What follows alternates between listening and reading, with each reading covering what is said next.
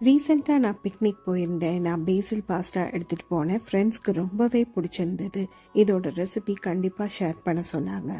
ஈஸியான பேசில் பெஸ்டோ எப்படி பண்ணுறதுன்னு பார்க்கலாமா? நம்ம ஃப்ரெண்ட்ஸ் எல்லாம் விட்டுட்டு 2 கைப்பிடி அளவு ஃப்ரெஷ்ஷான பேசில் லீவ்ஸ் வாஷ் பண்ணி எடுத்திருக்கேன்.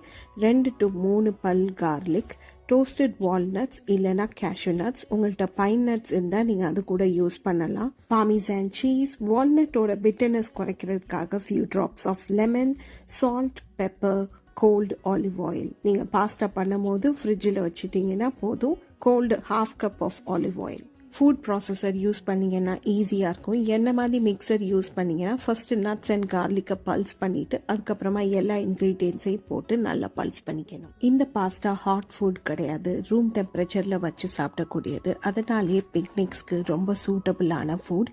இந்த ரெசிபி நீங்கள் ரமதானில் கூட ட்ரை பண்ணலாம். ரொம்பவே ஈஸியாகவும் யூஸ்ஃபுல்லாகவும் இருக்கும். சால்ட் இல்லை லெமன் டேஸ்ட் பத்தலைனாக்க எக்ஸ்ட்ரா நீங்கள் ஆட் பண்ணிக்கலாம். அண்ட் ஸ்டோர் பண்ணுறது ரொம்பவே ஈஸி. ஐஸ் கியூப் ட்ரேஸில் நீங்கள் ஸ்டோர் பண்ணிக்கலாம். ஆனால் கண்டிப்பாக அது மேலே ஒரு தின் கிளிங் ஃபிலிம் போட்டு ப்ரெஸ் பண்ணி மூடி வைக்கணும். ஏன்னா அது டார்க் கிரீன் கலர் ஆயிரும்.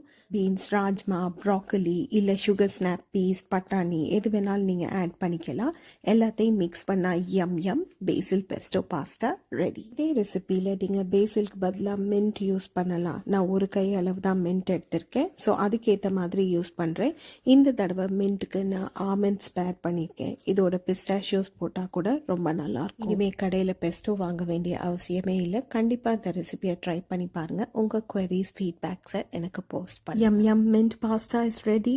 Show me some love and support. Hit the notification bell and thanks for watching.